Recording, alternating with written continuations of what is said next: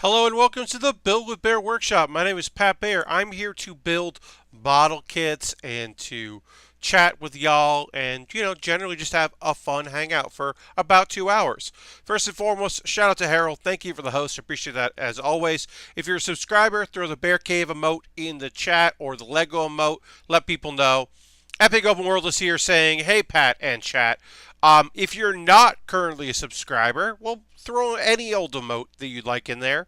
Let the people know you're here, or just say hi. That's cool too. Um, we're going to wait a couple minutes, see if more folks want to join us before we get into the building portion. I always like to give a bit of a buffer. I haven't said this in a while, but I want to say, hey, if you watch on YouTube, I appreciate it. If you come in the second hour of the stream, I appreciate it. Lashbrook is here. Hi, Lashbrook. But folks that are here when I start, folks that are here at like 8:58 when I go on it and give a couple minutes a chance for people to jump in, get their notifications to pop in. Thanks for being here early. Um, every stream, and I don't know when this is going to go away. I don't know yet. But every stream I go, is this the one where no one comes? Especially when I do like odd stream times, or like if I'm going to do a Hearthstone stream or my singing stream, a Twitch sing stream. It's always that question: is this a stream where no one comes? It's good. It could happen. I don't know. When I first started, I was like, "Oh, there are two people watching. Okay, let's go. Let's go. Let's go." And like, I gotta start while there's still people here. So I really do genuinely appreciate it very much. So thank you very much, folks that come here at the beginning of the stream, Harold and Epic Open World, Lashbrook, and everybody else that's hanging out.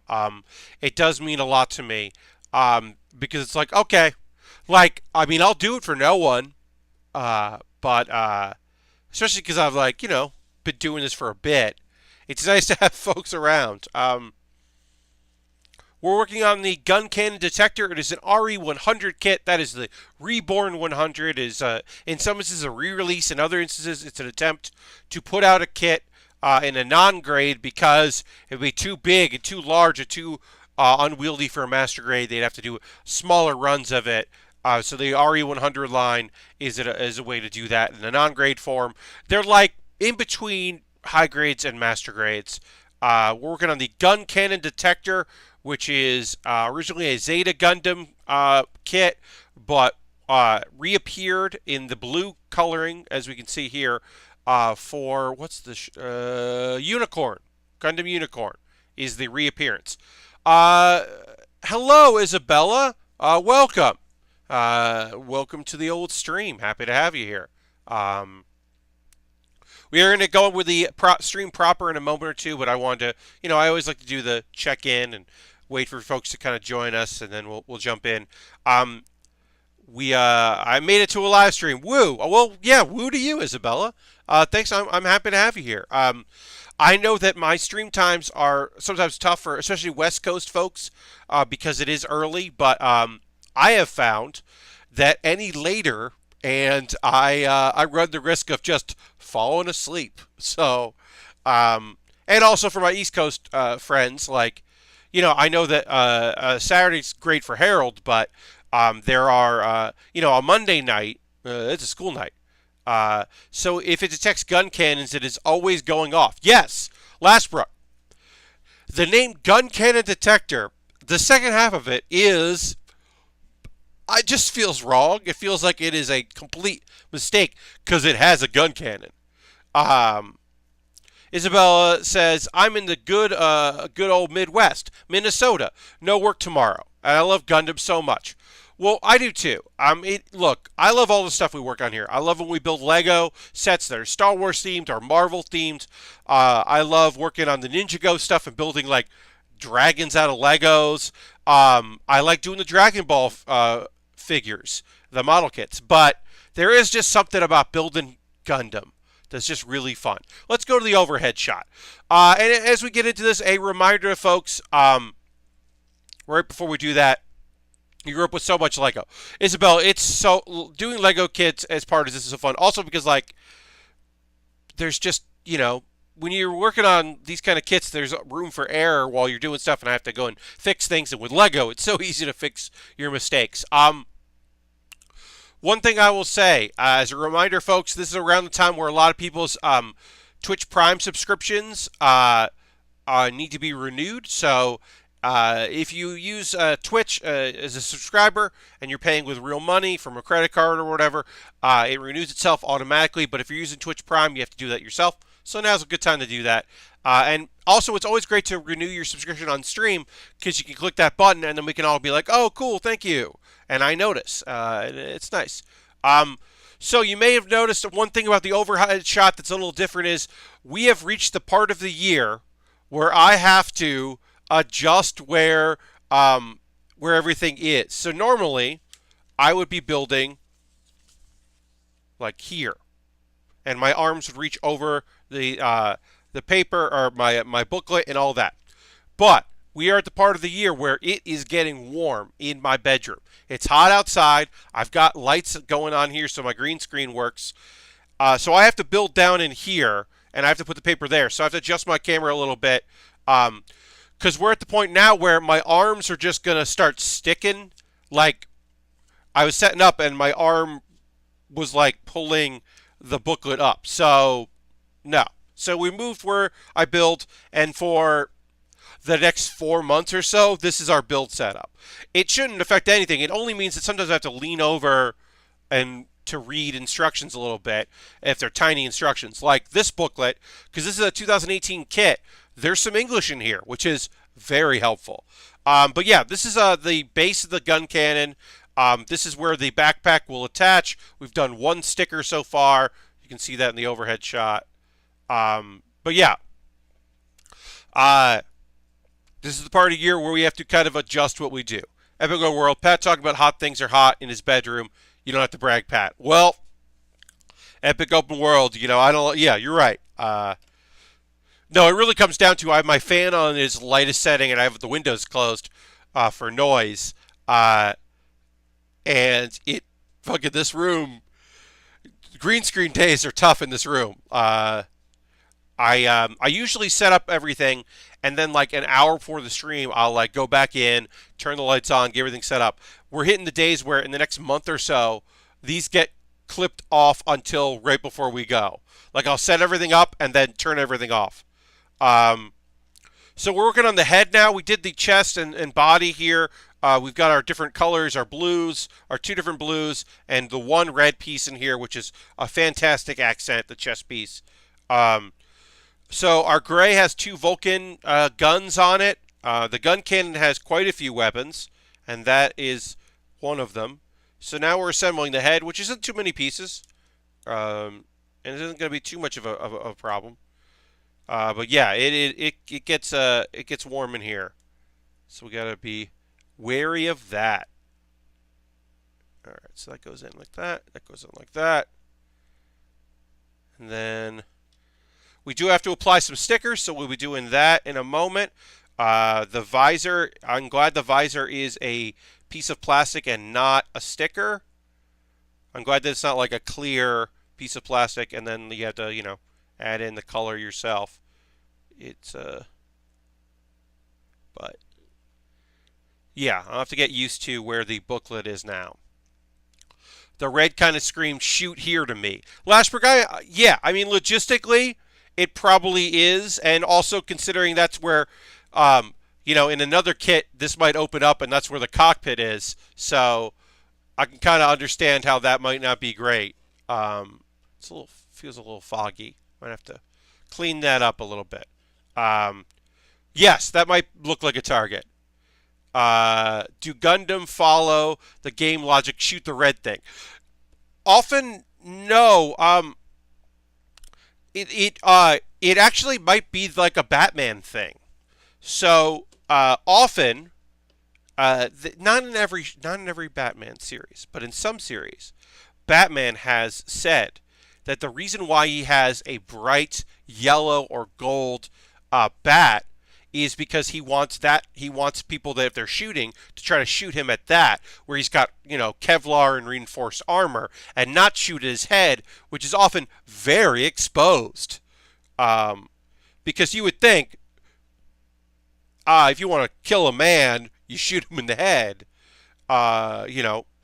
but Batman does that as to stand out. So perhaps this is very much reinforced, and there's a lot of armor there. So it's like, yeah, shoot me here. Don't shoot me in the arms where or shoot me in the shoulders where I have all of my weapons. See, it might actually be a smart thing. All right, so we're going to apply 2 stickers. We've got only 3 stickers left in this kit. Isn't that nice? Like, obviously, there are a lot of water-soluble stickers that I'm not going to be adding. There's a whole sheet of them. You know, all of these. I'm not applying any of this. So those would look great. And, you know, the EFF sticker and all that. But the actual stickers that we can just apply here, there's only a couple more. So one of these is 1 and one of these is 2. And I'm going to figure out which one goes where.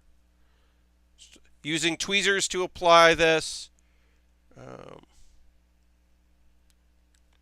Okay.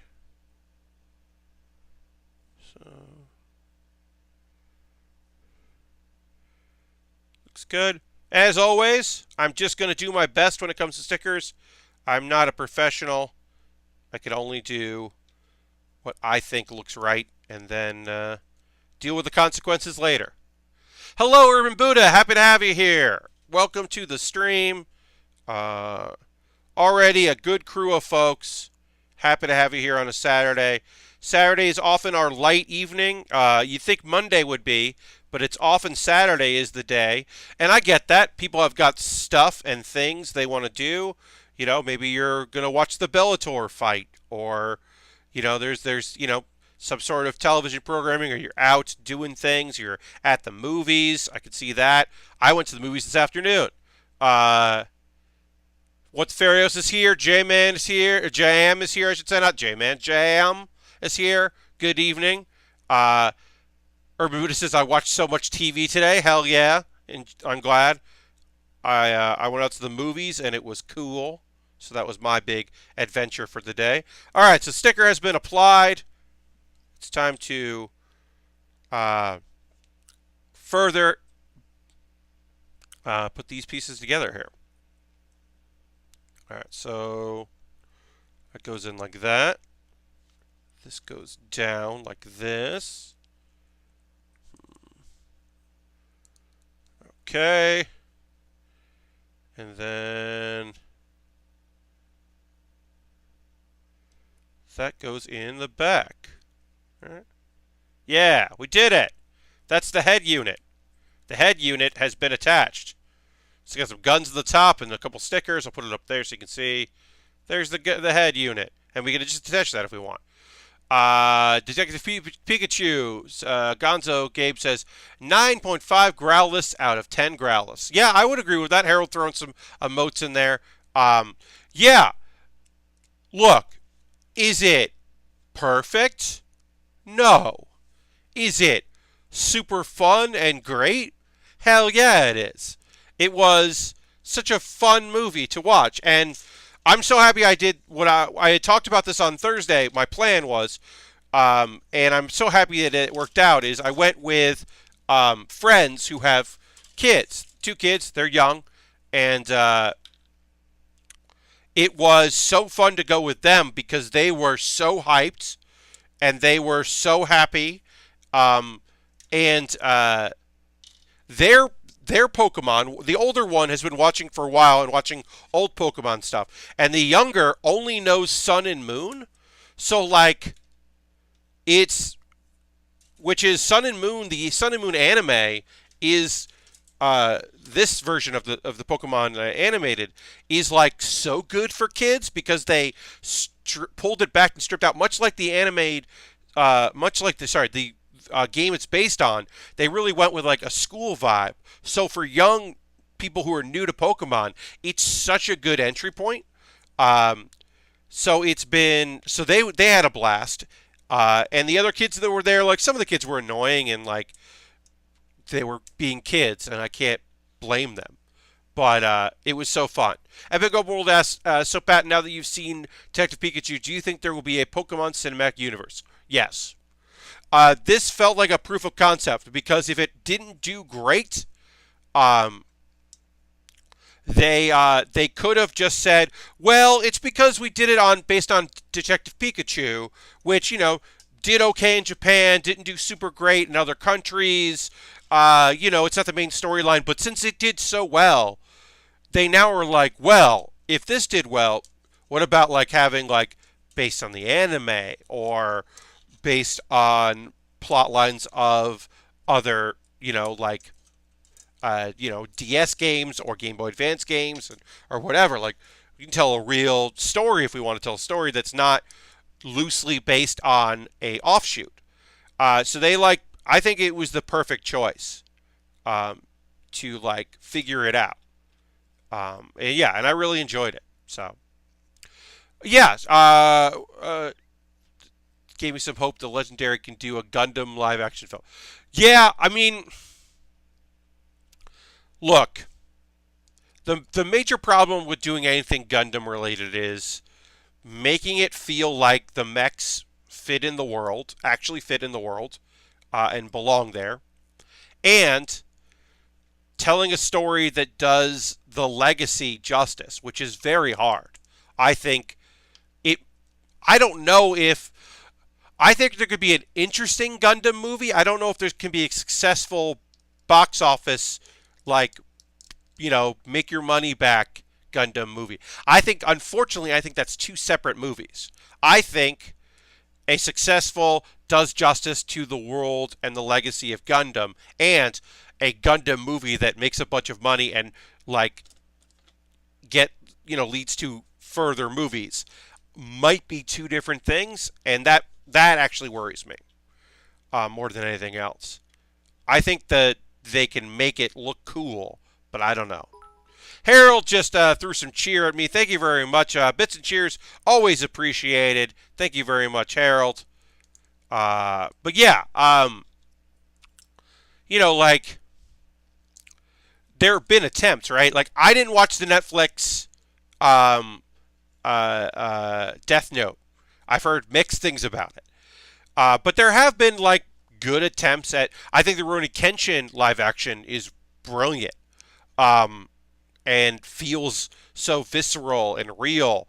And obviously, that's a historical look that is taken to the extreme and pushed to the extreme of what human body can do. But but it's also like, you know, you own G Caviar on DVD. Says Ultron. Yeah, I mean, the Initial D movie isn't bad. I mean, they did all the right things. I think the act Gundam Savior. Yeah, I was like, I don't know what you're uh making a good Gundam sounds as hard as making a good Metal Gear movie. Epical World, I think that would be even harder. Um, I don't know how you make a good. I think you would have to do Metal Gear Solid. To do Metal Gear Solid, you wouldn't make a movie. You would do a Netflix animated, a la Castlevania. You would stylize it as an anime, but do it with a U.S. production company. Um, and I think if you did that, you could make a cool Metal Gear show. Because you could be political, and you could have cool fight scenes, and I think the voice actors I'd be hard pressed to say that it would work as a live action. Um, but I think Metal Gear is tough as far as like a movie treatment. I don't know. I think if you're going to do a Gundam story, you have to keep it simple. You have to do, in my mind, you would have to do something like the story of a colony, of like a couple people in a colony trying to figure it out and trying to like survive under the backdrop of an intergalactic war between the colonies and Earth. You would have to like, I think, really focus on like a couple people or a family or something underneath the backdrop of it, instead of like focusing on the leaders of the resistance or the leaders of the Federation or whatever. Like, I think you'd probably want to isolate it to like that. Or through the eyes of a child, like honestly, you do through the eyes of a child soldier is how you do it, who has idolized, pilots and exploring and getting off their backwater colony vis-a-vis being a pilot, and then the realities of what war is the story you should tell. I just don't know if that's the story they'd ever be able to tell or tell well. The Metal Gear Solid movie is happening apparently. I mean, yes, but also I have no idea. Someone is making an anime of Metal Gear 1. That sounds awesome. Uh, yeah, I mean, like, the thing is that options happen and people are going to make, say they're going to make things and, the budgets get moved around and then, like, that stuff all can change in the blink of an eye. But yeah, a Metal Gear anime would be, I think, like the way to go. As Metal Gear, as we've proven time and time again, Metal Gear is just anime. Uh, it is just fucking anime. So, why not? Alright, let's see. We gotta make more of these. We're doing a lot of C1 to B13, B13. So we're doing a lot of stuff for our arms here. They're identical, so we're doing them all at the same time, which makes things a lot easier. We're not doing one full arm and then the other one. We're doing all parts of the arm that we can just do at once. A literal movie is probably more doable than Gundam. Oh, a Titanfall movie is probably more doable than Gundam, I think. Yeah, but I mean, there's less lore there. There's less to pull from, which means that you can be more inventive in what you're doing. Fan project. There's a fan project anime of that. Okay. Of Metal Gear. Okay, yeah.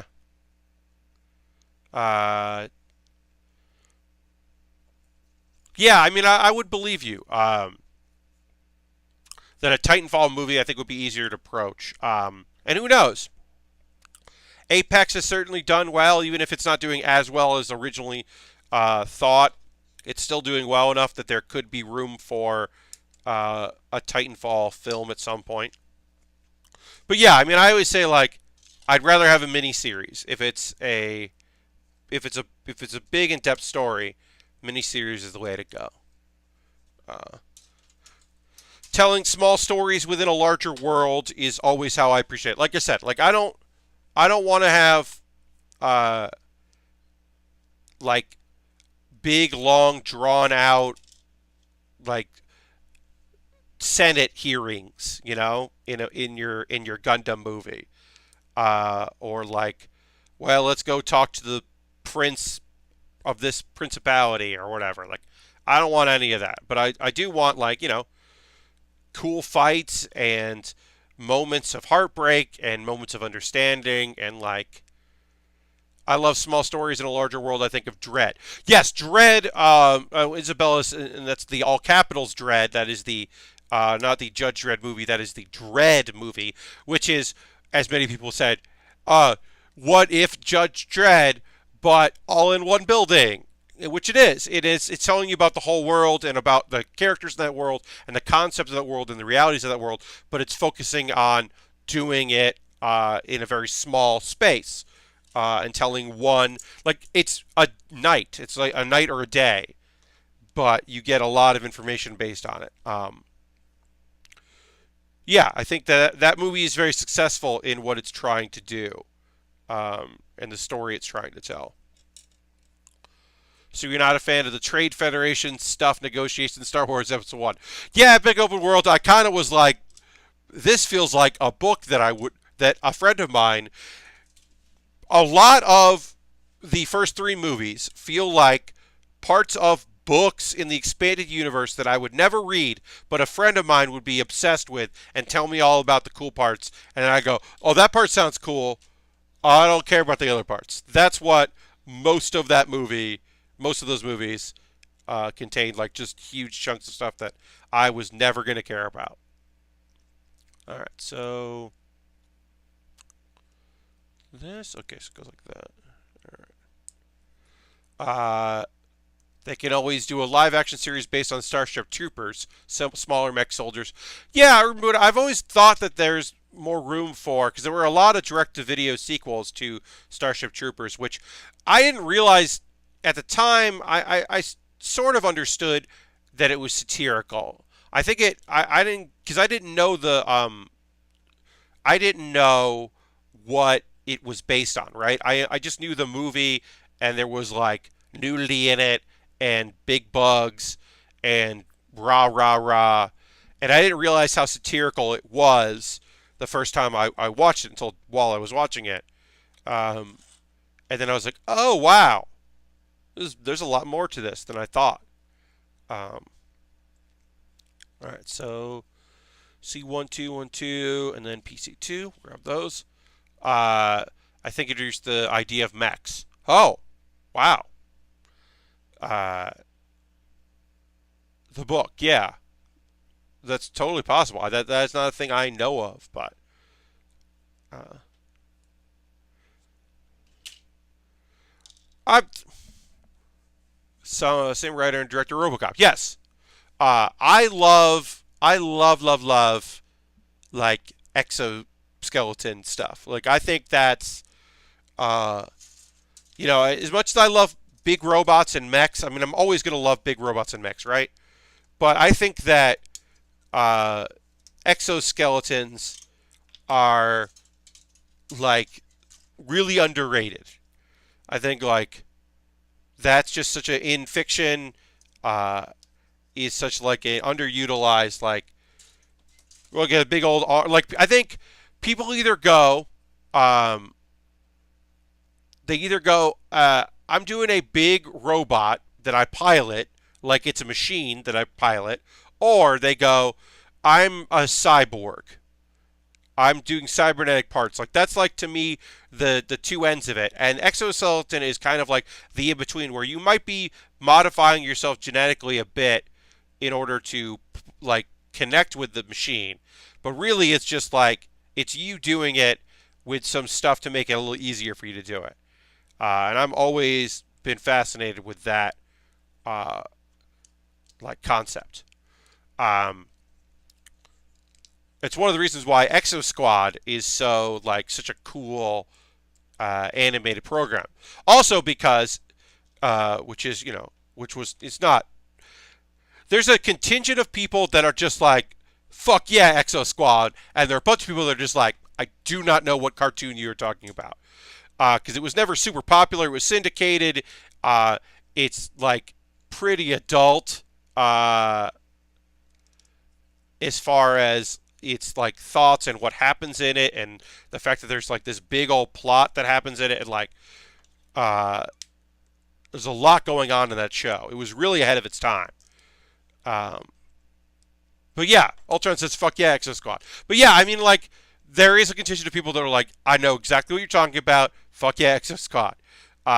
It's a really really good show. That was really really ahead of its time. Exo Squad also did a collaboration and released Robotech, Macro Mechs with it for toys. Yeah, no, I can't stop thinking of the Walk of Life project ending a RoboCop. I've seen it 404. Oh yeah. So Harold is bringing up a thing that if you look at the Walk of Life project on YouTube, it is taking the song Walk of Life and adding it to movies, like pivotal moments in movies where that song does not belong in. And the RoboCop one is probably the best one. That whole project is fantastic. Uh, it's really, really good. But yes, Exo Squad was like so ahead of its time and so good. Like it wasn't doing stuff that other countries weren't doing, certainly, but for the US, like, you know, there are very few, even now, there have been so many US produced cartoons that are not just for kids. But for a long time they were just like sitcoms that were animated, or eventually some action stuff that was animated uh, for the U.S. market. Uh, but a lot of it was like, like Adult Swim stuff, which is sometimes comedies and sometimes drama stuff, but also a lot of just like action and also a lot of nonsense because that's what could get made. Um, it's been very interesting to see that like change some. Uh, Whereas other countries, particularly obviously Japan, has been a thing that just like across the board has been standard. I always talk about that. Like, yeah, there's for every card captor Sakura or card captor, um, there's a there's Hana Yoridango. Hana Yoridango is always one. Hara Yoridango is fun to say. It is a fun to say name of an anime. And two, that's just a fucking soap opera that happens to be animated. Hana Yoridango is just a fucking soap opera. And there's a couple scenes that happen that would be hard to shoot if you just did it. But like that was a show very popular with housewives. Housewives were really into that show. Um, yeah, and there's like a bunch of stuff like that. There's a bunch of different genres and different kinds of things that people are into.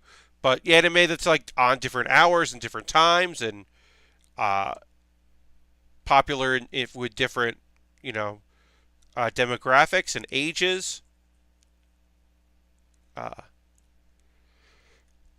which has always been very cool. And for the longest time, you had in the U.S. cartoons for kids, and then you had occasional outliers, incredibly successful ones, but only occasional. Fox was always trying to recreate the success of The Simpsons, um, but like it's very like the critic occasionally would do things that you couldn't do. Like the critic would do like cutaways to movies that he was talking about, scenes from movies that he was talking about. That would be probably hard to shoot, but most of the critic would be very easy to just to shoot as a TV show. Like, would not have been difficult. Outside of, like I said, the parts of it that were like cut to's movies, like that could have gotten expensive, and they probably wouldn't have done those scenes like that. But I've never heard nor watched any of the Walk of Life Project videos, and I just watched the RoboCop video, and oh my god, thank you. Yes! You just signed John Lovitz up in your set. Yeah, Ultron. I mean, like, but the fun thing about the critic is, like, they're like, well, let's just do it as an animated project. That's fun. That'll be fun. And then we can eventually have a penguin butler walking around, and we don't have to make a penguin puppet. And you're like, okay, great. But yes, the Walk of Life Project is a very funny series on YouTube. Totally worth checking out. So we're going to need more pieces here. We're building our shoulder cannon. Instead of armor on the shoulder, there's just a big gun. Because you gotta have a big gun. Can't not have a big. This kid is all about having a bunch of big guns, so gotta do it. But yeah, I mean, like you eventually find more cases of Western cartoons they're not just like it's a sitcom, but we animated it, like, or an action series, like that are hitting all the genres and are not just for children, and that's been really nice to see, because it makes it easier and easier. Like, there's always gonna be people that are just like, well, isn't that stuff for kids? Like, when I was watching things in the mid '90s, while I was a teen, I would get asked that quite often. Isn't that like a kid's thing? And you'd be like, I mean, some of them are. And some of the shows I was watching were meant for kids. That's still the case today. There's still some things that I watch that are like certainly meant for a younger audience, but are still interesting and engaging and totally cool to watch. And there's some shows that are like, nah, this is for me. Like, it's very clear that, okay, so that goes into that first, and that goes. Okay, I got that now. If somebody asked about like, if they're like, hey, what's Devilman like? What's Devilman Crybaby like? I'd be like, well, it's fucked. Are you interested in a fucked show? Maybe you'll like it. I think that's what takes talking about it with people who aren't into that kind of thing frustrating. It's not a genre; it's a medium. Yes, of course, Farios. Though also it's kind of nice just to watch what you want, regardless whether or not you are the demographic for it. Indeed, like, when I talk about Laid Back Camp being my favorite show of last year, I'm probably not the target demographic for Laid Back Camp, but goddamn if it's not a beautiful, wonderful little series that I think is fantastic, and I'm so psyched about it.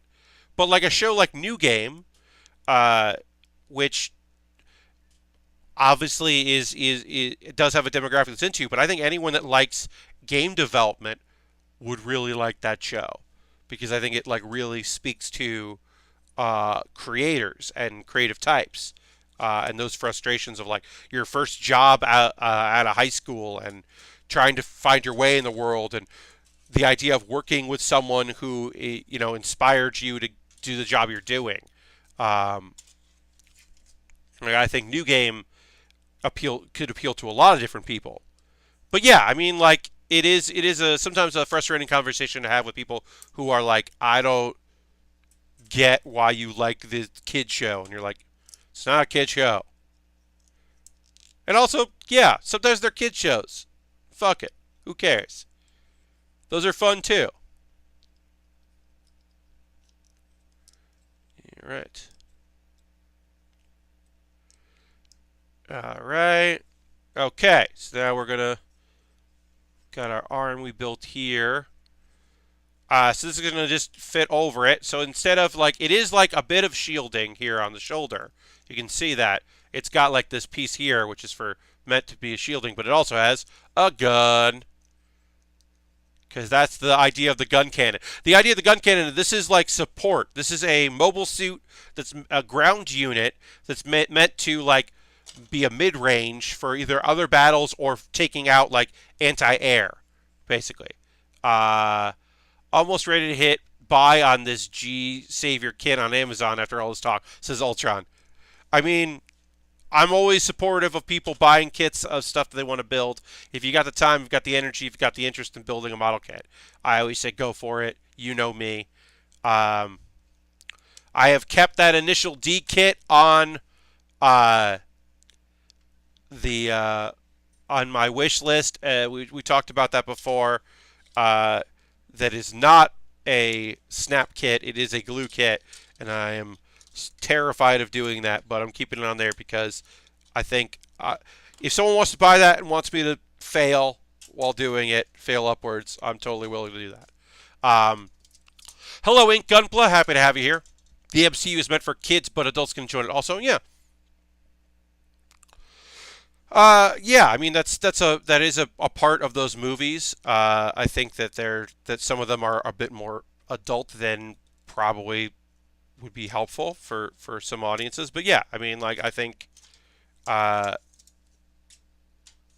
I've always been interested in those things that work on multiple levels and work for different people. Like that's always a fun thing. Um, when they can appeal to multiple audiences and a bunch of different people can get different things out of it. Like the Pixar movies always are like have stuff for everybody, which is an old school thing. I mean that comes down to like a lot of Looney Tunes came out before I was born, and watching them as a kid with what came out, and then watching them even later as an adult, and you're like, oh, this is the character who's supposed to be Bing Crosby.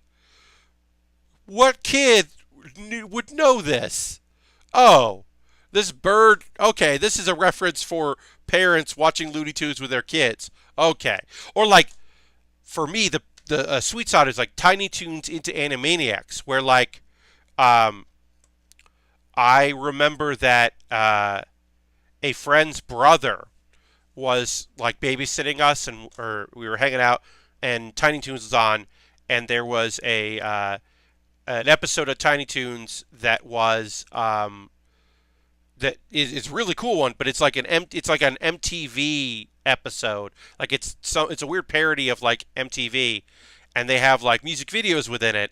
And there's a They Might Be Giants, the Particle Man video, which is fantastic, so cool. And I remember my friend's brother just being like, "Why is my favorite band on this cartoon?" And being like, "Oh wait, this is a band? Like, I had no concept that that was a band that I would be very into, turns out. Because to me, it was just like, oh, that's a fun thing, like, and silly, and ha ha ha, and Plucky Duck is getting beat up, and that's fun. Uh, yeah, little did I know, I would be very into They Might Be Giants quite quickly. All right, so 10. All right, so now we're working on the other shoulder, which is just a straight armor piece. Nothing as intricate as the previous. So nice and easy. They did a lot of They Might Be Giant songs. Well, yes, so they did that, and they also did Istanbul. It's not Constantinople as well, which is another great video and also cool, like that exists, and weird that exists. Um, it makes me sad in some ways that Disney is getting X-Men. Logan is a fantastic movie, and I don't think R-rated Wolverine movie will be made for Disney. Yeah, I don't know, Epic Open World. I don't know if some stories will get told in that way, like in the same way, or if they're going to look at things that, or they're not going to make things that aren't available for everyone in general audiences. But I don't know. It remains to be seen. Disney has also like, I gotta look that up. Yes, Istanbul, not Constantinople. I'm gonna. Disney has produced some weird stuff.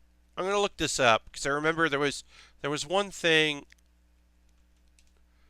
Um, there's like a list of Disney movies that you wouldn't think were Disney movies, and I can't remember, but like a lot of them are the ones you know, and then some of them are like weird things, like like Pirates of the Caribbean isn't for kids. That's a Disney property. Like they're obviously a lot of them are aimed at children. That's what Disney does, but like you know, Disney also produced it. It's terrible. The Lone Ranger is bad. I watched about 10 minutes of it and it was like, no thanks. Oh, the Sector 7 just subscribed. Thank you very much, Sector 7.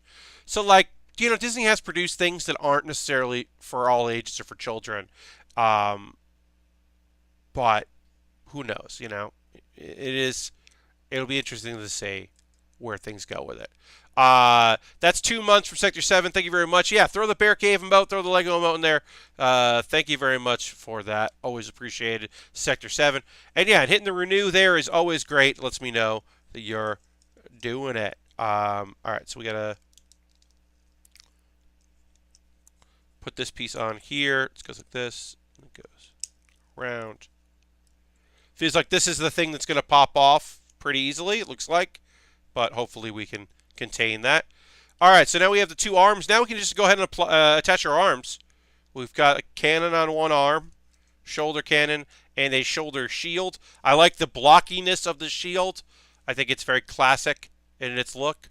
Bring it up there, bring it up there. This is already a great looking model kit.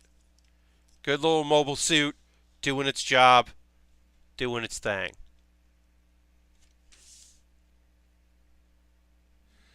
I may have put these stickers. Now that I look at it,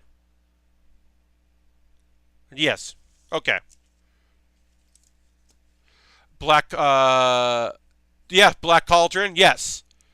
Yeah, I mean, you will find things that are that don't quite fit the mold when you're talking about Disney properties, and then, sometimes there are even like live action movies that you're just like, wait, Disney produced this movie? What are you talking about? Like, they're few and far between, but they do exist. So, there's always the possibility that Disney might surprise you. They'll realize, like, oh, we have this property, and this is the one that doesn't appeal to everyone, but is cheap enough and will do well internationally, so we'll make it anyway. Who knows? It's always interesting to see. But also, like, if you want dark, X-Men stuff, like, you can find it. It's out there. It might not be, it might not be the weird anime X-Men and Wolverines that exist. It might not be the direct-to-video animated stuff they've done. That might be what you're looking for. Like, it's out there. It might not be a big budget movie, uh, but I also don't think every property in the world needs that gritty movie um, like we saw with Logan. You know, I don't think every property needs that. Harold just won 9 cents at HQ Words. Thank you. Congratulations, Harold. That's awesome. If folks are ever thinking about going back to HQ Trivia, um, uh, my friend Tim has been running a lot of games for that.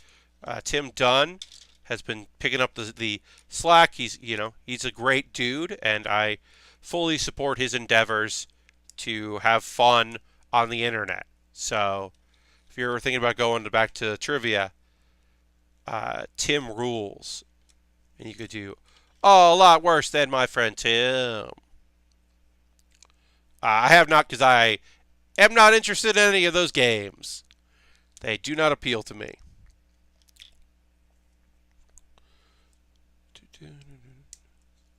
I don't do well under pressure. Never done well. I mean, I'm okay with trivia and general knowledge, but I'm not great at competitive things like that.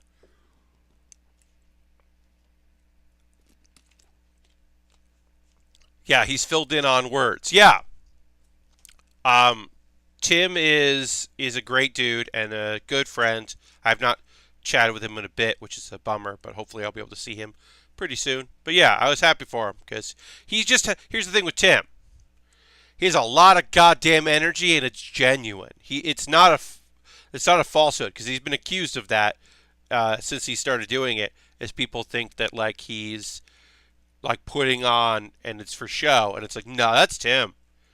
That is a high energy individual. A lot of positive, good energy.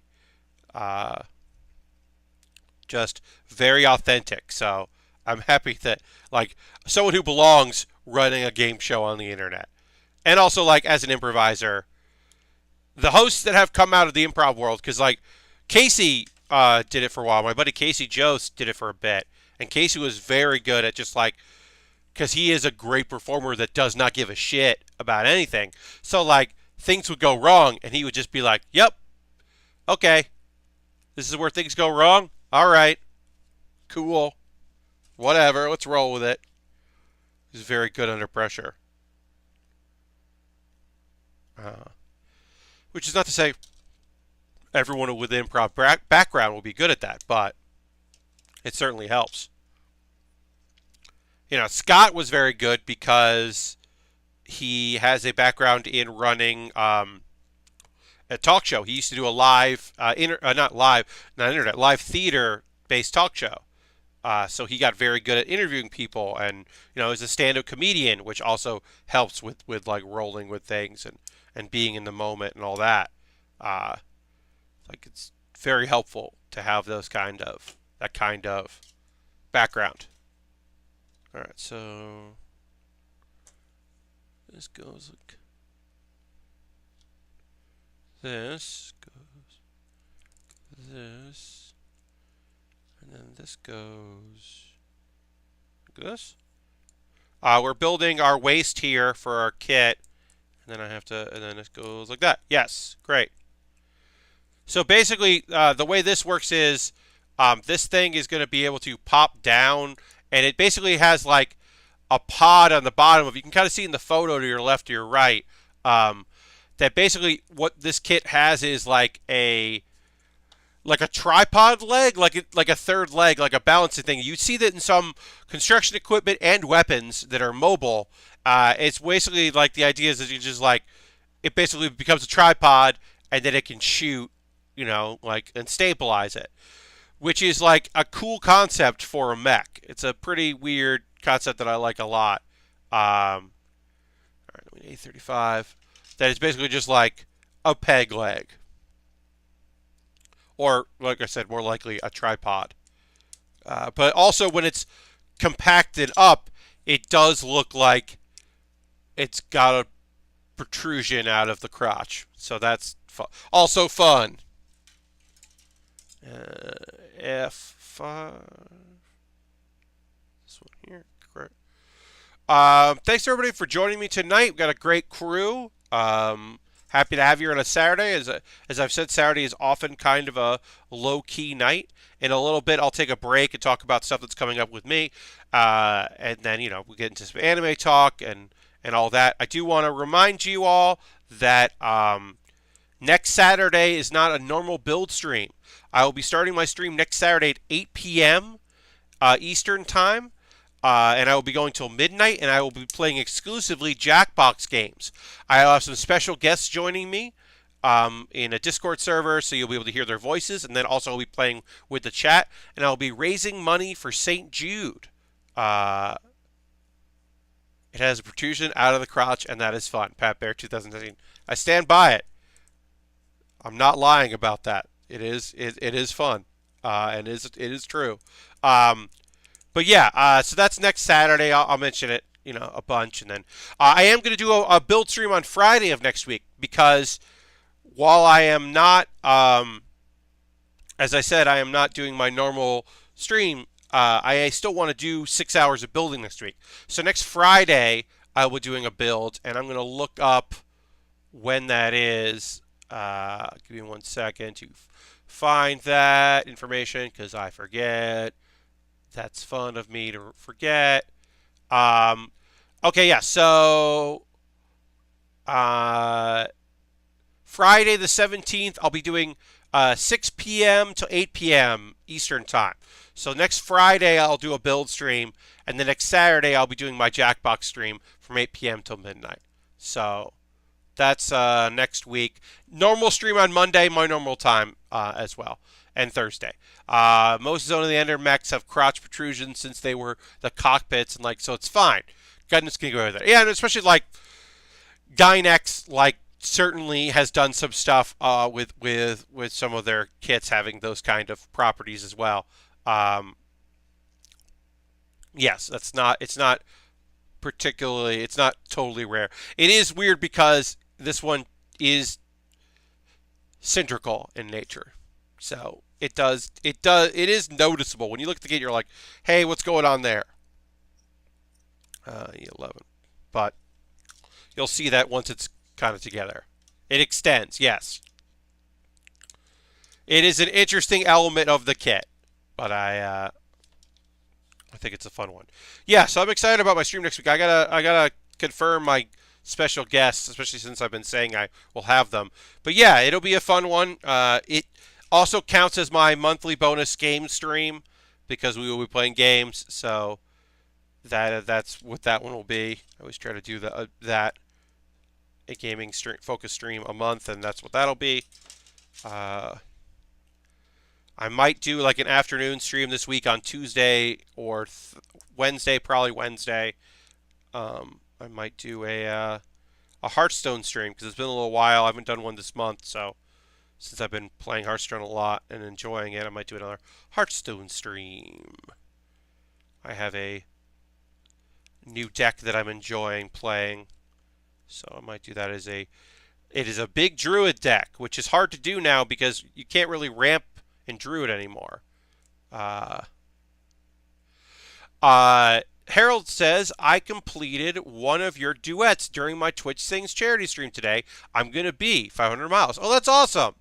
Yeah, folks, if you have Twitch Sings, I've got a couple songs that I did in Twitch Sings that you can join as a duet, which is a weird feature in that game that I very much enjoy. But yeah, if you want to jump in on one of those, you can duet with me. All right, so trying to figure out how this works. That?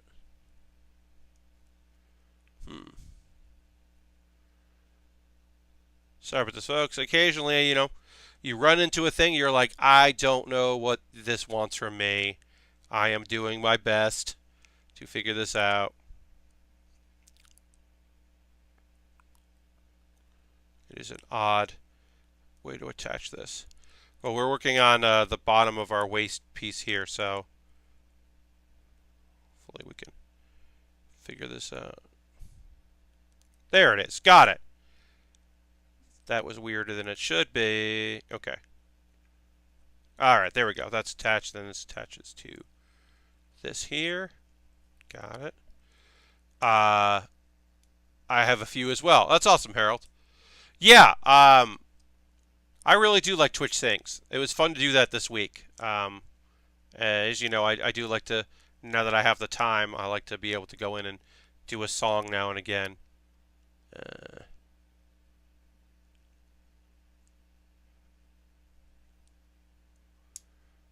it like this? There we go. That was weird. I mean, this whole section is weird, so you can forgive me if I'm like, wait, what? How's this go? And then it goes like this, back, then an A16. Great, great, great. Putting it all together. We'll take a break in just a moment, and I will do my pause for the cause, talk about ways you can support the stream. Then we'll come right back into building and me talking about some anime and then whatever else you want to talk about.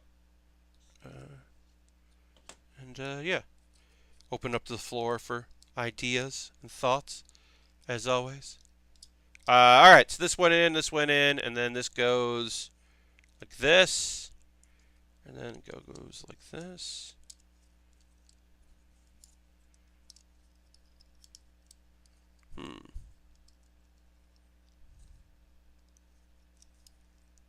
Okay. All right, there's a part that fits in that makes it so this doesn't all wonky and weird. All right, we'll fix that in just a second. This is the most important part of the gun cannon. I mean, Ultron, it's pretty important, so I'm going to try to nail it. The base part. We got a couple more pieces to put on there, which we'll get to in just a moment.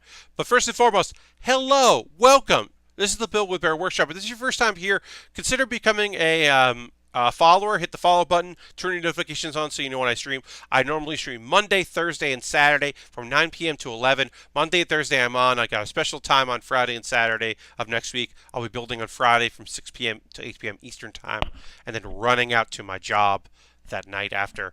I want to thank you for being here tonight. If this is your only time watching me live, that's fine too. I have a YouTube channel. You can check that out if that's how you'd rather watch it in the future. Consider becoming a subscriber. That would be rad. You could use your Twitch Prime coin, or you could use your just actual cash money.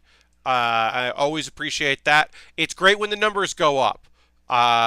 Being in our mid-40s right now, very happy about that. The beginning of the year, we hit our high. We hit 70, which was a fluke and had a lot to do with folks that were gifting other people because they were trying to rally support around me as I had found out that I was losing my job, which I can't thank folks enough for that. And it's totally okay that whittled down a little bit because I was expecting that. But I'd love to see that increase. I'd love for the numbers to go up. So consider becoming a subscriber. If you don't feel like doing that, you could also join me on Patreon. There's some rewards there. My $10 Patreon supporters just today started voting on what I'm going to do after I finish up. $5 you get videos early.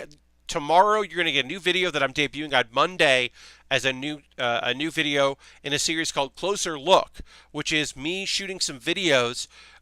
Pretty short, just kind of looking at some stuff. Like this first video is looking at a real grade, a master grade, and a perfect grade, and kind of comparing and contrasting them.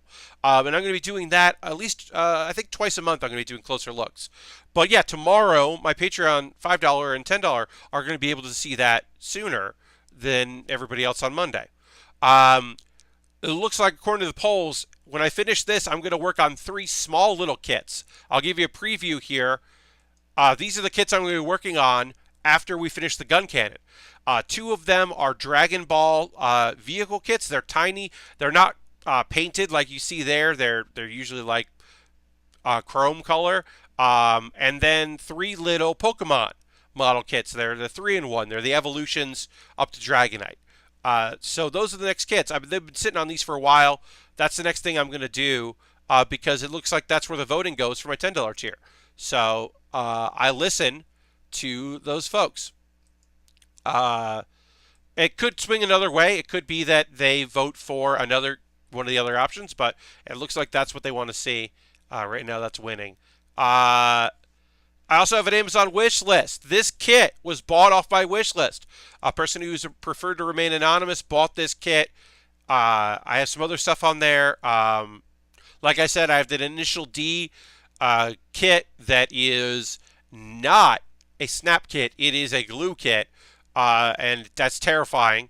Um, there's also a bunch of stuff. The everything from Dragon Ball kits to Lego to papercraft stuff, all kinds of different kits that I would love to build. Some very expensive kits that I don't expect anyone to buy, but just a bunch of stuff that looks cool, and it would be neat to build on the street. So you could consider doing that if there's something you'd like to do. And then also I have a coffee, one-time donations, anything I make through Patreon, through Twitch, through coffee goes into buying kits and equipment for this stream. Um, I always buy at least 2 kits a month, and so if you want to see, uh, you want to see me continue to do that, you can always just, if you can't think of a kit you'd like to buy, or hey, you can't spend $30, but I could give $5 once. Use my coffee. Join the Discord, Build with Bear community. Always appreciate that. The Discord is very nice. Lots of lovely people, just like this chat is lovely. And then also, my Jackbox stream is next week. I want to talk to you about that. As I mentioned, next Saturday, a week from tonight, 8 p.m. to midnight Eastern time, right here. And please consider donating to that. And then here's the background and characters from Wednesday. This was a good one. I think you'll like it. The image was so weird that I had to do a video on it. That's my ongoing comedy series called Background and Characters. I believe that is all the plugs. I'm going to drink some water, and then we'll get back into building our Guncannon, and I'll talk about anime.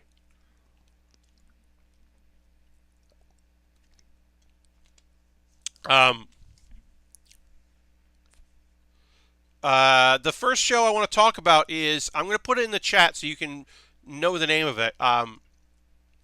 It is a pilot. So it is not even considered the first episode. It is a pilot that will be apparently taken off YouTube at some point. At least the Japanese version. There's a dub version of it and the Japanese version. So you want to look up on YouTube Mecha Ude or Ude.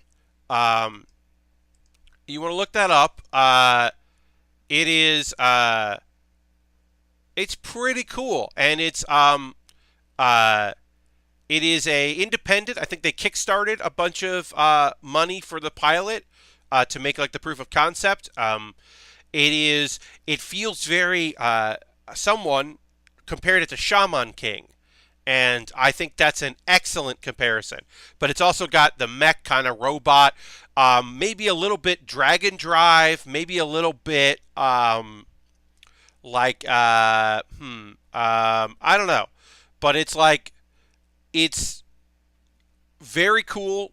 Mechanical Arms is like going to be probably the English name of it.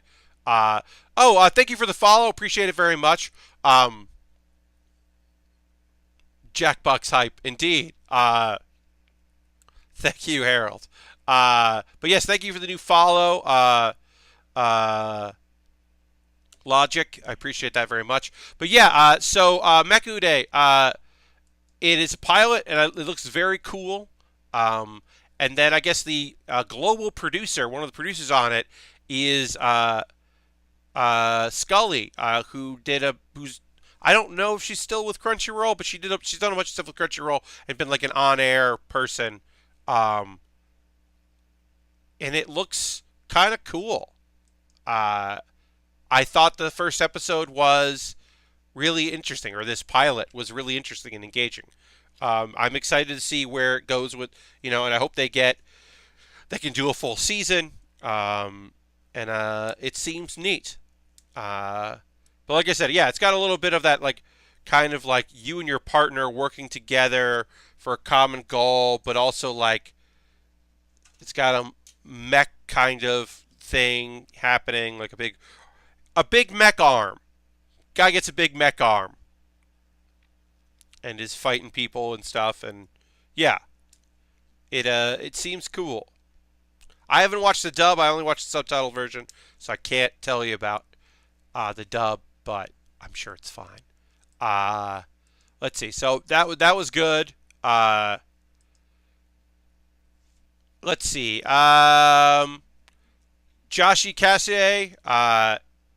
This episode was cute. As I said, the whole show is cute. I've liked some episodes more than I liked others. That's short and fun, and I think that like it's fine as like a short, quick little anime show to kind of check out. So I still recommend it. I think there's one episode that's not great, but most of them are good. Speaking of like not great but still good, um, two episodes in a row that I didn't love from Senryu Girl. There's some parts of this episode that are really fun, particularly the tough guy hanging out with his bunny. There's a bunny rabbit in it, and I think that's very fun. Who just poops a lot? That was weird. It was weird. There was lots of bunny poop in this episode, and jokes about that. But the other part of the episode that I didn't love as much was focusing on the main girl, the Senryu girl's like dad, like worried that his daughter is becoming like going through a rebellious phase, and like the anime dad who is like so overprotective of his daughter and losing out on his daughter growing up, like is so played out in my mind in a show that like is really engaging and fun, that I was like, oh, I do not care about this part of the anime. So I am hoping that the next episode is more just focusing on the characters. The last week's episode was introduced the psychic girl who felt very typical to me as well, and so I wasn't like super into that either. So overall, I've been like a little down on a show that's like my favorite show of the season. So anime dad sounds like too many dads I know in real life. Yeah, Epic World. I mean, like there's comedy in it because he's like, it's like because like she like he goes to talk to her, but she's already left the house because it does at least play with the trope. It at least plays with the fact that this is a girl that doesn't talk. She communicates by writing haikus and showing the haiku to express herself. And also facial expressions, but mostly that. So like it is funny that he like goes to her door to apologize for like yelling and to talk to her, and he's like freaked out because she's not responding, because she's not there. That was at least playing with it, but for overall, the idea of like the dad who like is so worried that his daughter's growing up is like, I don't really need this. I don't need this anime. You don't need to be doing this part. All right, so here's but Senryu Girl in general is a great show. And even last week's episode, like I didn't love, but had some elements I really liked. So overall, still a good show. And here we see the Baer and its natural habitat building gunpla. Indeed, we are working on some gunpla. Building gunpla, talking anime. That is what we're doing.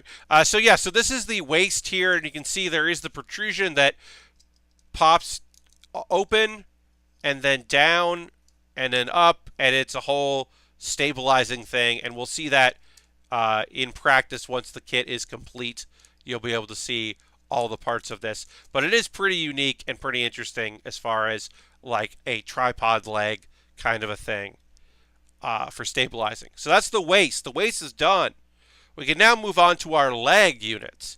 I love this about this kit. I pointed it out. This is the 2018 RE100, so it's the Reborn, but it is a very modern kit. And that one of the things that's great about this kit is that it does not only does it have like a photo of like here's all the pieces you're going to use, it also includes like here are the sheets you're going to need for this. So you're going to need B and both C's and D and F and then the PC connector pieces. And it's like, okay, great. It's very clear, lots of English. Very much appreciate all the elements of this. Let's see. Okay, we got two other shows we're going to talk about. We Never Learn. I don't love the character who's there to like prove that it's not working or like that they're not doing it for the right reasons. Like the premise of We Never Learn is like you got a guy who, in order to get into a good university, has to do this thing where he's like tutoring people, and he's tutoring them in stuff they're not great at, and then also like everybody's got a fucking crush, and it's this whole goddamn thing. And so then they introduce a character who's like not there for studying, who's there to expose him, and it's like this is the part I do not need in this anime. Um, but it's fine. It's my least favorite part so far. But We Never Learn is funny, and I liked it. I've liked this better than last season's studying anime, the quintessential quintuplets, because that one was like annoying, and this one isn't annoying. I think it's fun. Uh, it also has a tomboy in it, and I like a good tomboy in anime. I think a tomboy is a fun character. This swimmer character who like is, whereas the other characters are like figuring it out. Like she's been into this dude for a long time and is now like her motivation is just like, oh no, the guy I've had a crush on for a while is now hanging out with these geniuses who are like beautiful in their own way or in different ways, and I'm like a weird tomboy character. Oh no, I'm gonna lose out on the guy I like, and I think that's like genuinely interesting compared to the, well, this guy is so dedicated, now I have a crush on him, kind of very obvious thing. We Never Learn sounds like the name of a League of Heels show. Yeah, I mean, it's a good description. I think it's a good name for an anime, but also yes, could apply to a lot of things. And then Fruits Basket, still really good, still a great drama. I'm so tempted to go and find like fan subs of the original and like watch the old ones. I mean, I'm really enjoying this new version, but I am tempted to go back and check out like the past. But yeah, I'm digging it. I think it's a good show. And those are the animes I wanted to talk about. Got through that segment pretty fast.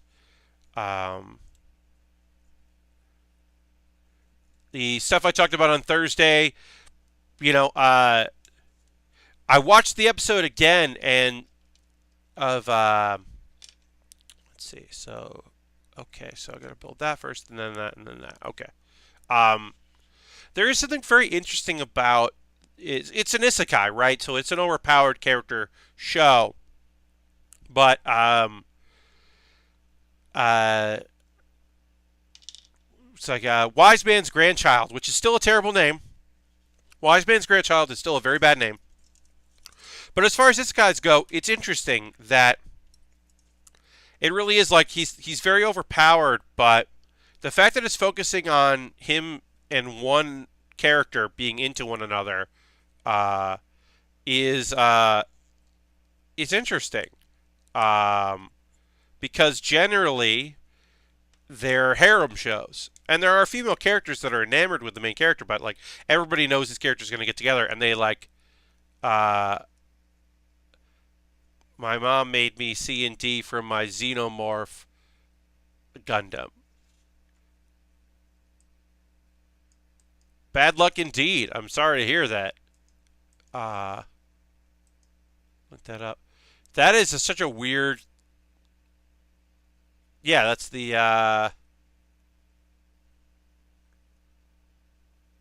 crossbow. Is that the crossbone? Right? Or is that in crossbow? Like I forget what that is. Yeah, I'll have to apologize. You have to forgive me. Um, I can't do them anymore at her house because it's too messy. Oh, I'm sorry to hear that. Um, sometimes building is messy business. So, um, but yeah, because what do you expect? Um, yeah, I think like Wiseman Grandchild like is interesting in that it is dealing with just like a crush that one character has on another instead of a harem show, and I can appreciate that. Um, it's been so common. It wasn't always common in the genre. It's always been like, you know, ultra powerful characters in isekai, but you haven't always had like a kind of focused romance. So sorry, your hobby's too messy. That is a bummer. Uh, I've I think my let's see. Do I remember? I did. I mean, I certainly started building when I was a kid, and I think my folks did not love how much money I was spending on model kits. I think that was certainly their concern, was how expensive the hobby was. But it was me doing something creative and assembly and building, and so they could appreciate that. And also, it wasn't Magic the Gathering, which I briefly flirted with, to which my mom, in particular, was very afraid I was going to become obsessed with and then spend all of my money on, which, to be fair, I certainly would have done. And I'm glad that I did not have enough friends who were into Magic so that I got bored of it. And also realized that, yes, I would have spent all of my money on that. But yeah, I just didn't have enough people to play with, so I got out of Magic. That was a brief flirtation. And no one was playing Duel Monsters, which is what I really wanted to play, because Yu-Gi-Oh! Duel Monsters fucking rules. So I never even bought any of those cards. I just got the games. Um,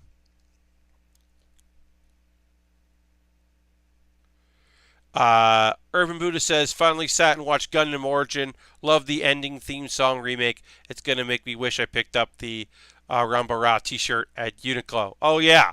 Uh, yeah, that is really well done. Um, he's the fucking best part. He's such a minor part of Gundam Builders, but he's such a great part of that show. Uh, I did say Yu-Gi-Oh! Yu-Gi-Oh! Duel Monsters, the trading card game based on the TV show, I was super into. And luckily for me, Duel Monsters, the card game, they made a lot of Game Boy Advance games where every other game was the World Champions Edition. And that was just the rules, the actual rules for the game, and you could just by playing, you could just get the cards. Uh, and that was awesome because that was like playing the game, and then you just had to play a lot to unlock the decks that you would like to build, so you didn't have to go and buy them, which was the thing that I would have been very bad at, which was the whole like buying cards. I never had enough friends that were into geeky stuff. I was growing up. Now fans are everywhere, and I'm getting old. Yeah, Urban Buddha. I mean, that happens, right?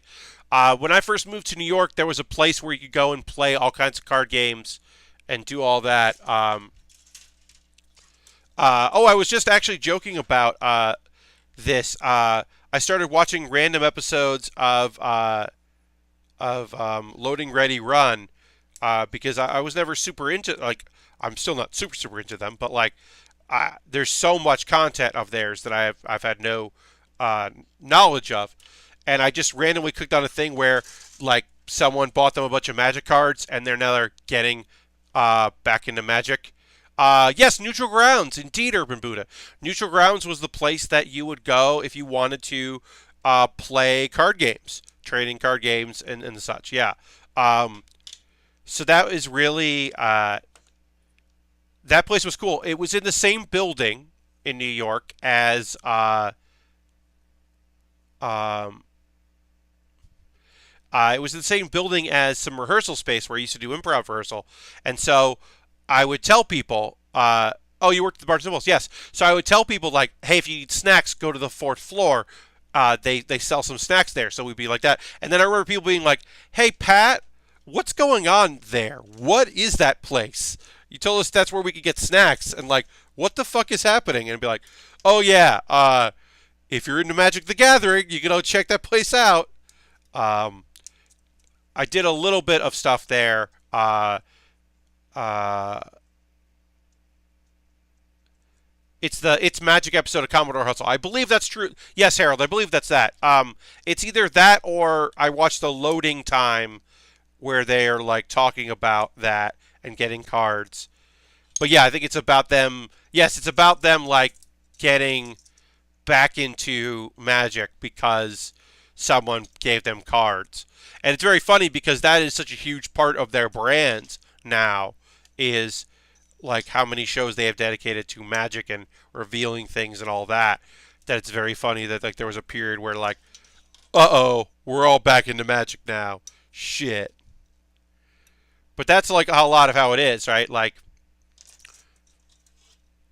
yes, that led to that series. Um, but yeah, Harold, obviously you know more about them than I do. I always knew about them. I just never really engaged. Like I would get, like any other good internet video. If somebody's making good videos, then eventually you come across them. Somebody sends you a video and you're like, oh, what's up with that? I just never approached it because there seemed to be such a lore. Because the thing with with um with Loading Ready Run is there's sketches, there's live streams, there's a fictional office-like world, that's fiction, the Commodore Hustle stuff. So there's reality. There's a in-fiction world where there's storylines and people remember things, and then there's one-off stuff and reoccurring things that happen within that. And it's a lot to just like the wiki is intense.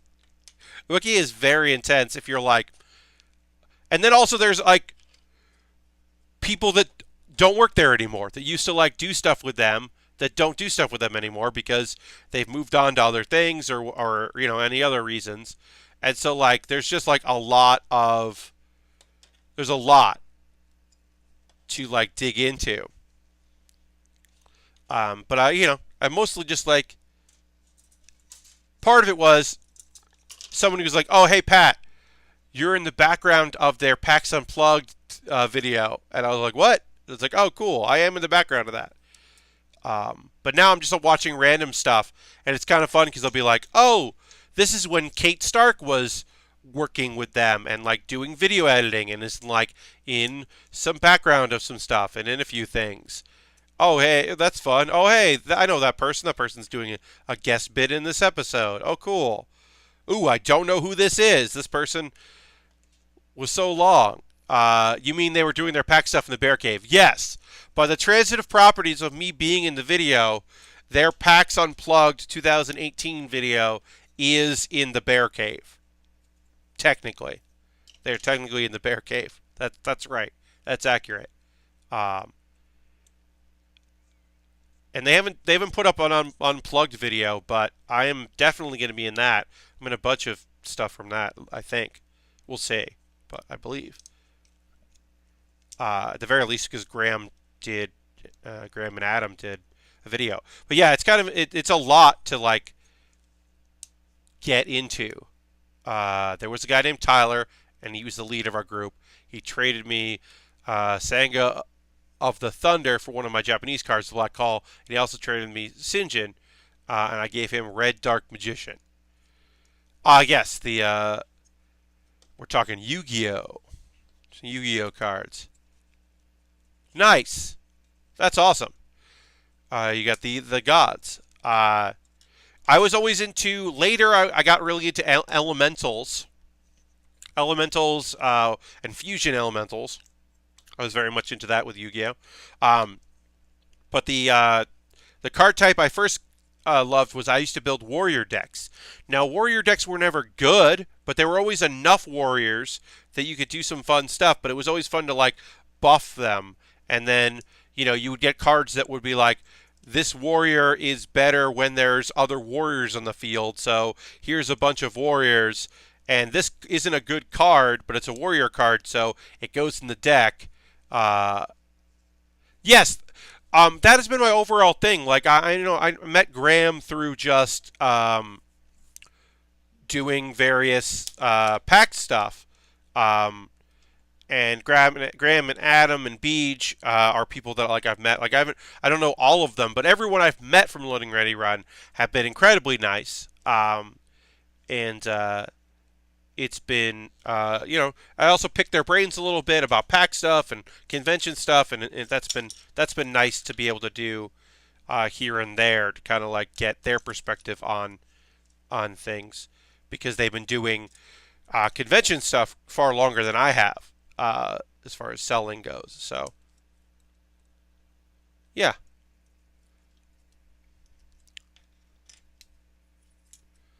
I'm going to step away, Pat, to make some dinner. See you next week for Jackbox. At Build Up World, good to see you. Take care. And I will be streaming on Monday and Thursday, and then Friday, build streams, and then Saturday at 8 p.m. will be that Jackbox stream. So please come hang out.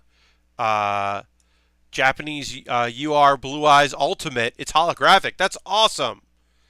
That is a very cool card. Yeah, I never had any physical Yu-Gi-Oh. As I said, I didn't have anyone that I knew that played.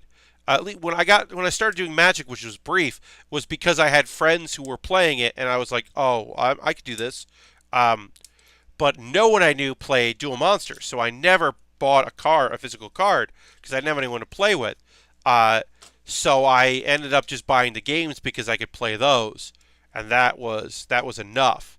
But I always wanted to get into the physical, and then I'm so glad I never did, because I am an obsessive when it comes to stuff like that, and I would own so many cards. That's why I play both still. Yeah, I mean, like if you have people to play with, like then that works out great. Like for me, it's the fact that I play Hearthstone is like a way for me to keep playing a game, and I'd put money in now and again, but most of the time I'm not putting. I go sometimes months and months without buying any new cards, which is very helpful for my wallet, because I'm just doing quests every day and getting coins that way, and then dusting stuff that I don't want, and trying to build some decks that are fun, and having fun that way. I think I said that about Hearthstone. I'm trying out a new deck that I'm enjoying a lot. Last month I got the highest I've ever gotten on any ladder, and that was really fun. All right. C15, C15. So working on some of our leg pieces here. We're just like building as much that are mirrored. This is very mirrored, symmetrical, I should say. And then eventually we'll assemble it all together. But yeah, I haven't had many card games. It's been a long time since I played a physical card game. I think I did a Yu-Gi-Oh! Draft.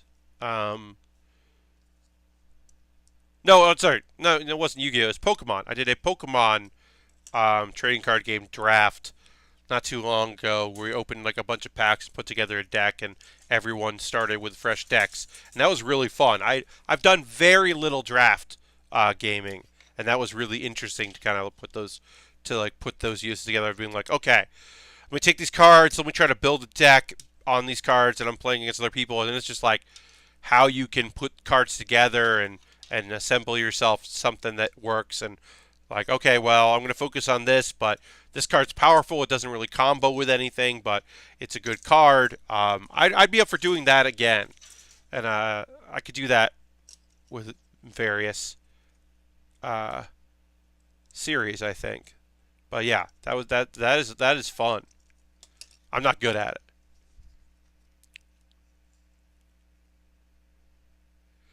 Oh, decided to go back and look at what MG released back on the month and year of my birth. It's apparently the MG Spiegel. All right. Well, I've built the kit that on Monday you can look on my YouTube for a video featuring the 2002 release of the MG Spiegel. uh, which is kits from the master grades from the year of your birth are an interesting era. That's an interesting era of. So they were attempting some stuff. There's a lot of screws involved in those master grades. A lot of them today people would look at and think were high grades. They were definitely trying a bunch of things uh,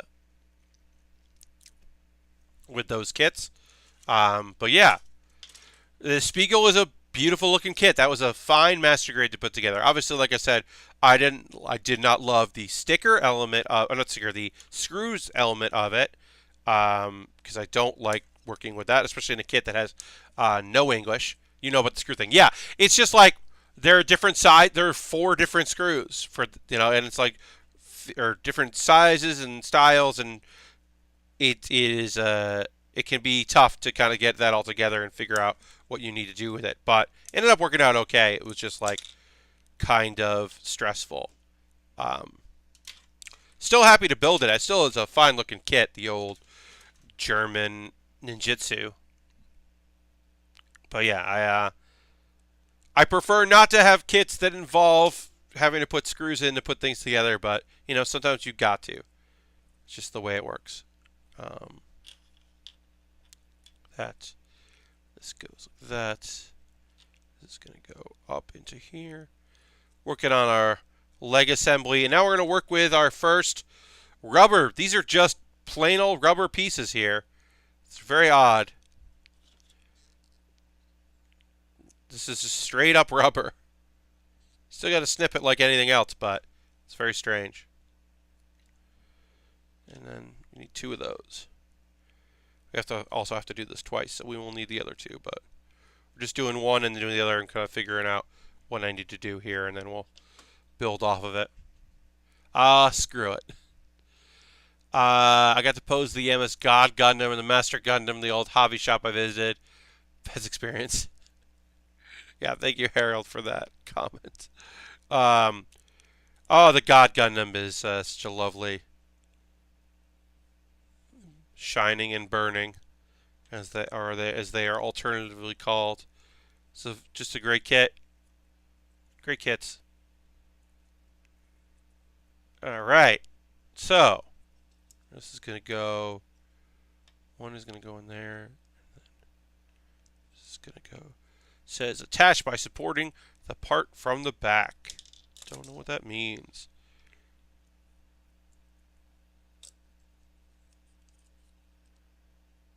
All right.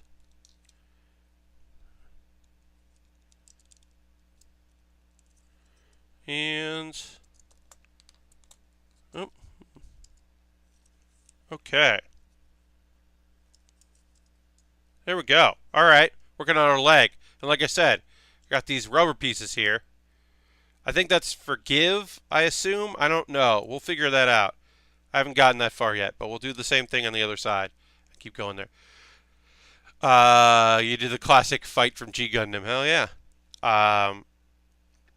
Yeah, we've done we've done all the master grades from G Gundam on the stream because there's only 4 master grades. And then we did the high grade of the Master Gundam because what was I not gonna build a unicorn or Pegasus? Like I'm gonna build that. So we did that as well, and then eventually I'll do all the high grades for the kits. I have the 144 scale Noble Gundam, and so we'll do that at some point. That'll be a fun build. All right, so this is 5. Okay, this is on this side of it. 6. But yeah, the G Gundam kits, like I said, so that was the first kit I did on stream when I first got back into model kit building and started doing a stream of it. The very first kit I did was the like a G Gundam, the Burning Gundam, because I had just decided that it was a good price for it. I got a good deal on it, and I was really excited to do it. And then like the very first step involved screws, and I was like, oh, I didn't have a screwdriver because I was doing it. I I wasn't in my apartment. I was doing it from a rental space, a friend's rental space. So I skipped ahead to do the head. That was bad. But yeah, I ended up doing the head of it because I was like, oh, I don't have a screwdriver. Next stream, I'll do this because I didn't look to see that there were screws involved. Oh, it was such a weird return to me building. That was when I was doing an hour and a half a week. If you can believe it, I would do one stream a week for an hour and a half. And then a year ago, I was still doing 2 streams a week, an hour and a half each. I would do uh, um, I would do like 3 hours a week total. And then I started doing, because I thought an hour and a half was the most I could stream. Then I started doing more. Really got the love of it. Very happy that I now do build stream 6 hours a week and do at least one other stream a week at this point, be it singing or something else, or Hearthstone or some other stream. So I've been very pleased that I've been able to do so much streaming now. Staying there with Mark Twain Hobby Center. It's a good name. That is a good name for a hobby shop. Yeah, there were some hobby shops when I was growing up. Most of the model kit things that I built, okay. Attach by supporting the part from the back. B3 and B4. So we'll start here with B3. All right, so now we got to put our rubber pieces into one of these. So we'll figure this part out here. But yeah, I definitely like. My first model kits were purchased kind of late in you know my hobby. The beginning of my hobby were from Charms Animation and Gifts. Image is a place that I go to in New York on occasion. Charms Animation and Gifts was where I first started buying model kits. They were an Asian import, and I would go there to buy lots of cool shit, lots of cool model kits and the like. All right, so this bends into. But yeah, I would buy all kinds of model kits from them because they had lots of Gundam stuff, and that's what I was into. And then I started buying stuff on like eBay as well because they wouldn't have everything I wanted. Like if I wanted like a bunch of different things. And then I would come to New York and buy stuff and go to Chinatown and get like good deals on things and pick up things that I didn't have I wouldn't have been able to get otherwise. It was very helpful. Find the import export places that would sell wholesale, that would sell retail, that weren't just wholesale, and pick up some kits. All right, so there's that. So yeah, so we got the rubber, which is basically just like hoses. It's meant to be like hoses on the back. So we did it on one side, and we'll do this for the other as well.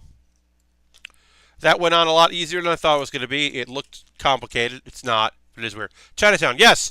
The district of Chinatown here in New York. There's Koreatown and Chinatown, and Little Italy is actually a couple blocks within Chinatown. But yeah, so neighborhoods where a lot of back in the early days of immigration here in the U.S., you would end up with people would get off a boat in a part of the U.S. and some of them never moved out of that area where they've settled. They would just find a location and start working in that major city, and you end up having a lot of people that would move in with distant relatives or friends or people that had like done well, and a lot of that was not good housing, but they would just you would end up with neighborhoods, and then those were nicknamed sometimes disparagingly after that. Ultron says, I think my chat is screwed up or something. I can't see anybody else's discussion. Well, I will say right now we're just getting Saz. Saz is the only person who is chatting. So if you're not seeing that, you might want to hit refresh on that on Twitch chat. Um, but we did hear from Harold not too long ago. But yeah, that's annoying, Ultron. If you're not seeing anybody's chat, um, got it. Okay, yeah. So we're not getting a lot of yeah. That is also pretty typical on Saturday. Harold is here. Yes, I mean there's still folks like hanging out watching, but we're not getting a lot of chat activity, which is also kind of typical on Saturday. Saturday is often kind of a quiet night for folks, which is understandable and is okay.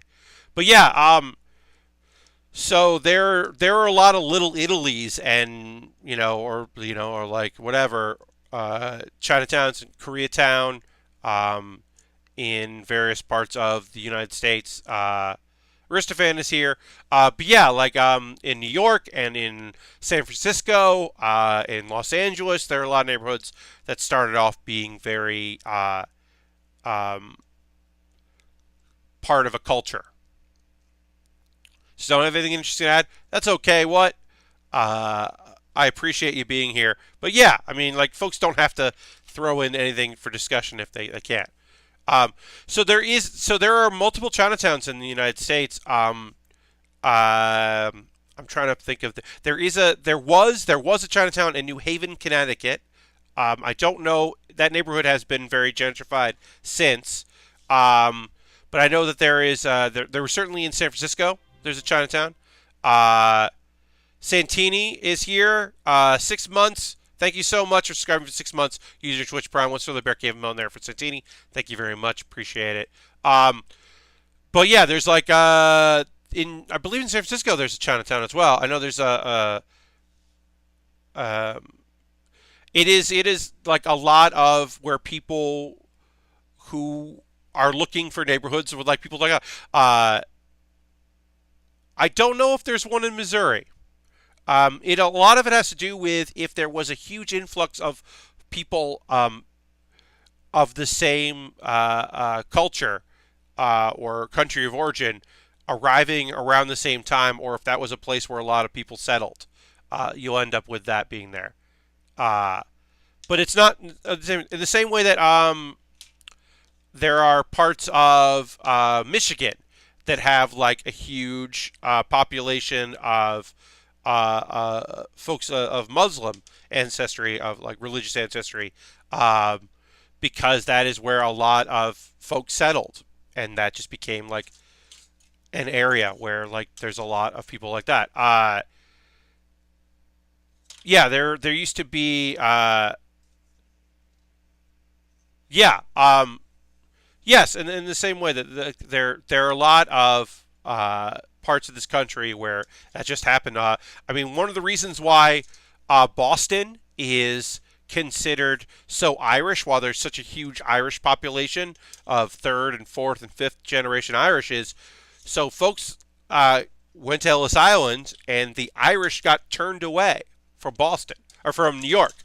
There was a huge Irish population in New York, and at that point, that was a group that was persecuted in here in America, and so the New York said no, and so a lot of Irish went up to Boston and settled there because that was where that was a close city where they felt okay, and there was a growing immigrant population there, and then eventually the Irish became the police, and the police forces became very Irish, and now it'd be odd if there wasn't a huge Irish population there. But yeah, there's a lot of you can look at some old timey photos in New York where you see a lot of Irish need not apply signs. It was and a lot of Irish citizens who emigrated here got roped into being part of the military for New York in the Mexican-American War. Uh, and then we're still treated poorly by our army, and then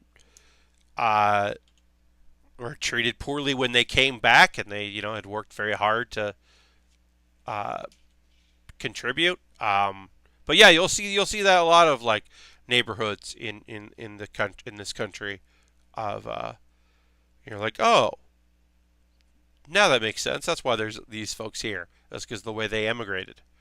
Um, let's see. Or if you look at, which I don't know a lot about. I'll admit I don't know a lot about this, but like if you start looking at where the railroads were and who was working on the railroads, because that's like a lot of our America's terrible racism towards Chinese folks has to do with them working on the railroads as labor as they expanded tracks. A lot of that belief in racism comes from that. There's also Italian Americans working on the railroads as well. Uh, but yeah, uh, folks do bring that up, like the indentured servitude and that the Irish Americans were poorly treated in America, and that is very true. Certainly not today. Today, it is, Anglo Saxons are very homogenized, but not that wasn't always the case. Yes, indeed, fuck America, indeed. You're not wrong. But yeah, I mean, there's plenty of instances of folks that were, yeah, there were Irish neighborhoods and Italian neighborhoods, and lots of violence in between the two. Uh, in New York, that was especially a huge thing. Um, yeah, there was a lot of that kind of stuff because like you stuck to your own, and you sometimes you needed that, especially if you were coming from a country and you didn't speak English, and so you had, you maybe you were here very legally, maybe you were here semi legally, maybe you stayed after your visiting papers were done, and you kind of stuck with folks that you could get by and were looking out for you. There's a huge Russian population in Brighton Beach in New York because that's where just like a few folks of Russian ancestry got successful, and then other folks came over and stuck there. If you played GTA, if you play Grand Theft Auto, there's a reason why it starts out in their version of Brighton Beach, because that's where like when you got to America and you're Russian, that's where you went because there were a lot of people there to look out for you and maybe give you opportunity, or maybe look the other way about you getting a job. Uh, that was like very natural. Um, of being like, oh well, I don't know anybody, I don't know the language particularly well. I'll go here because at least somebody theoretically have my back, and maybe they'll take advantage of me, and certainly, but like someone is. Not playing a single Grand Theft Auto. Oh, okay. Well, the New York Grand Theft Auto, the Liberty City GTA 4, take place in a fictional New York, and one of the neighborhoods you start in is a fake Brighton Beach, which is why it's so Russian populated. It's where Coney Island is. Southern Florida has a lot of folks from Latin America. Yeah, and that makes sense. Folks coming up from Latin America settling in Florida, and then the more people that do, uh, means that the next generation, their next wave that comes through, might be interested in coming because, well, these folks came and it worked out for them. So if I'm going to come to America, I'm going to try this one out, or try this place out. Makes sense. All right, we're still working on our legs here. Got a bunch of pieces to connect. But yeah, I mean that makes sense that Southern Florida would be where a lot of folks try to figure that there. The only things that know about GTA are the big smoke order and the odd shit. Here we go again. Yes, the memes. Uh, I think GTA 5 is an interesting game and worth taking a look at. There's some parts I really hate about GTA 5, but uh, overall, the having through protagonists and jumping between them is interesting, at least. It's at least I can say, the very least I can say about that is that that part is interesting.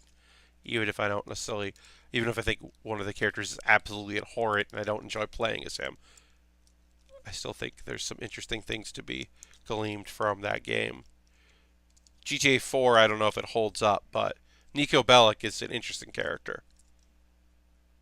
And also, like, as a New York resident, there's something about GTA 4 because it takes place in even a fictional New York is still pretty fucking cool.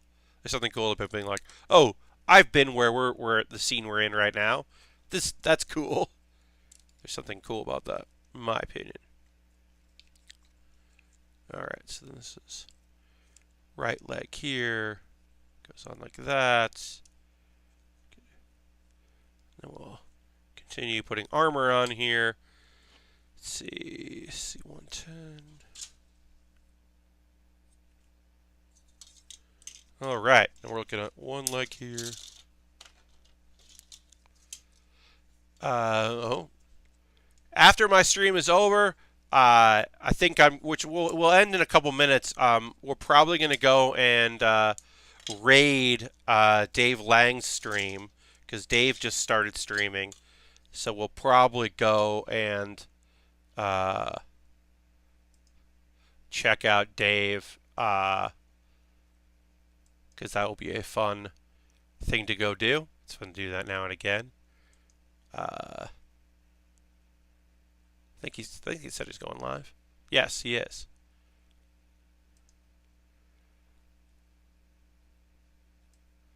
So we'll probably do that. I'll probably do that as the land zone, bash with the leg zone. We already finished one leg and have to do the other. Oh shit, here we go again. Indeed. But yeah, we'll finish up one of these legs and then we will do the other on Monday. Monday at 9 p.m. Eastern will be my next build stream. So come back for that, 9 p.m. Eastern Time to 11 p.m. Eastern Time, as always. Yes, we're going from the Bear Cave to the Lang Zone. That's the plan. I don't always do raids, but I think, like, you know, it's fun to do now and again. And he just happened to start right as we're finishing up, so that's fun. So we'll probably do that as soon as I finish up this leg here. I need B21 and B21. All right, I'll D10 too. But yeah, I hope you'll be able to come hang out on the streams on Monday. Thanks for everybody who's hanging out. The H is not for no no. Harold will explain, but H bomb is the Harold the old Harold bomb, not the hydrogen bomb. As far as I know, maybe it is. Maybe Harold's about to tell me, no, it's for hydrogen. It's definitely not hentai. Ultron, I know that for sure. I can say that. I can speak for Harold there and say, it is not. The H for Harold. That is, yeah, this is a childhood nickname. That makes way more sense. Yeah, I assumed it wasn't hentai. It's not a hentai bomb. But H-bomb is a good nickname for when you're streaming. All right, so let's put this like this. All right, we'll put that on there, and that's gonna attach this. And then we gotta do the same thing on this side, but it's almost done with our leg here, which is good. And then we'll do the other leg on our next one.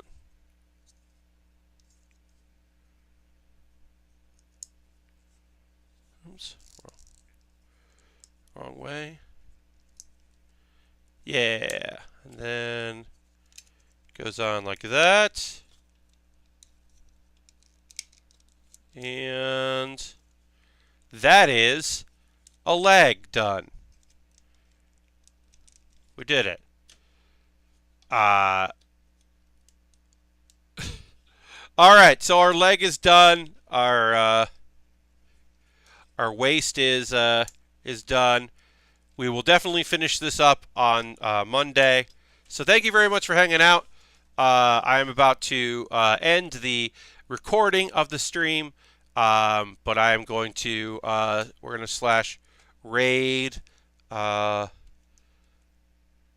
Joseph J. Brony, aka Dave Lang. Thank you all so much for hanging out. I'm going to stop the recording now.